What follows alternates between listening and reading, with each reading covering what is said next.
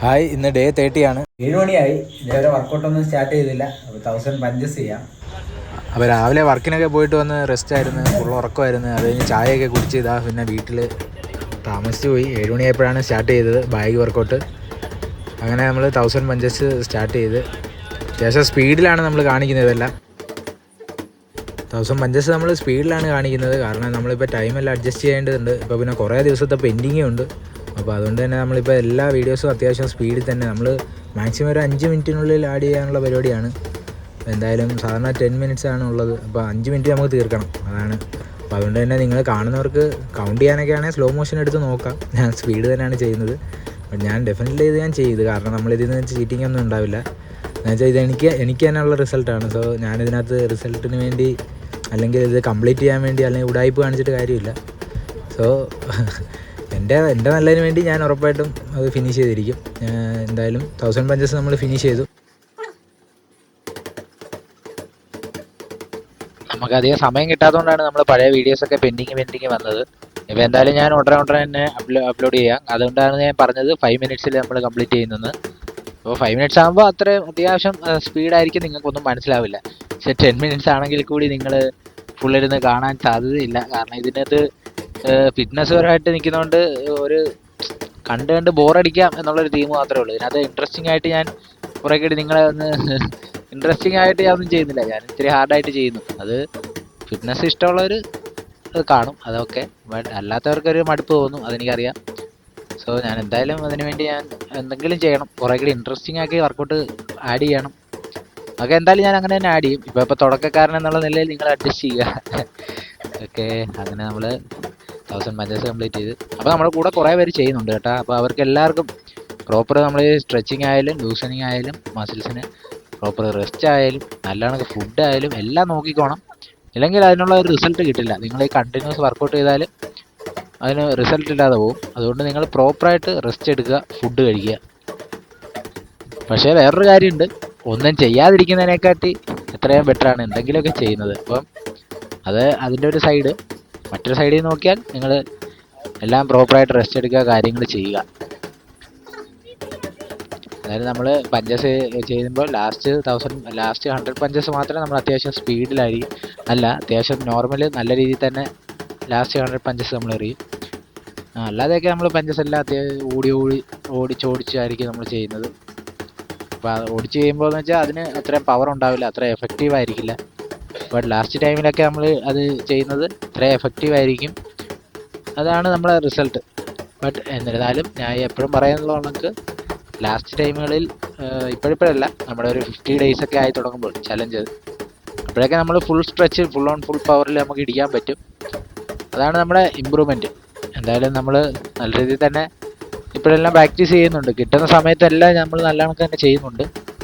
അപ്പം അത് എന്തായാലും ഒരു റിസൾട്ട് അതിനകത്ത് ഉണ്ടാവും.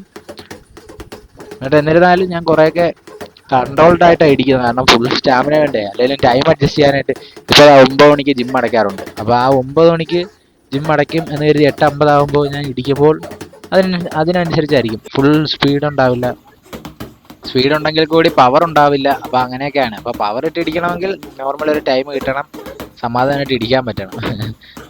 അത് എന്നെ സംബന്ധിച്ച് ഞാൻ വർക്ക് ചെയ്യുവാണെന്ന് നിങ്ങൾക്കറിയാം.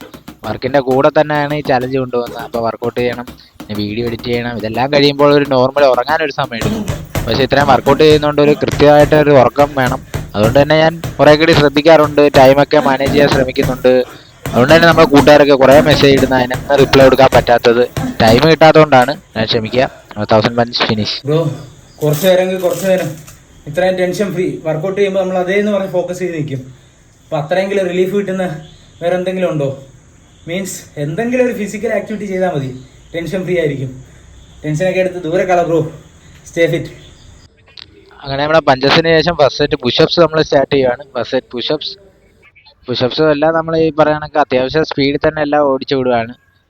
ഫുൾ സ്ട്രെച്ച് നമ്മൾ ചെയ്യുന്നതെന്ന് വെച്ചാൽ സംടൈംസ് ചെയ്യുന്നുണ്ട്, സംടൈംസ് ഇതേ രീതിയിൽ തന്നെയാണ് പോകുന്നത്. അത് കണ്ടിന്യൂസ് കുറേ പുഷപ്സ് ഉള്ളതുകൊണ്ട് തന്നെ നമ്മൾ ഈ ഒരു റേഞ്ചിൽ തന്നെ മിക്കപ്പോഴും ചെയ്യാറുള്ളത്. ബട്ട് എന്നിരുന്നാലും ഇത് ഒരു മീഡിയം പ്രോപ്പർ പുഷപ്സിൽ തന്നെ പോകുന്നുണ്ട്. അത് ഇത്ര സ്പീഡ് കാണിക്കുന്നതുകൊണ്ടാണ്.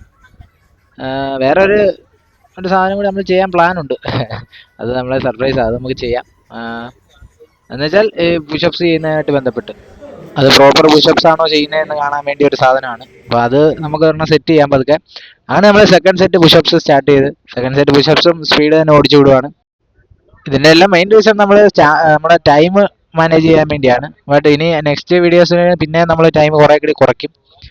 കുറേ കൂടി ഒരു 5 മിനിറ്റ്സിനകത്താക്കാനുള്ള പരിപാടി ചെയ്യത്തുള്ളൂ. കാരണം എന്താ വെച്ചാൽ എനിക്ക് അതിനുള്ള ഇത്രയും ഇപ്പം നമ്മളിപ്പോൾ ഇത് സെപ്പറേറ്റ് വോയിസ് കൊടുക്കാൻ തന്നെ ഒത്തിരി പാടാണ്. അപ്പോൾ അത് ഇത്തിരി ബുദ്ധിമുട്ടുള്ള കാര്യമാണ്. അപ്പോൾ നമ്മുടെ ഫസ്റ്റ് സെറ്റ് പുള്ളപ്സ് നമ്മൾ സ്റ്റാർട്ട് ചെയ്തു.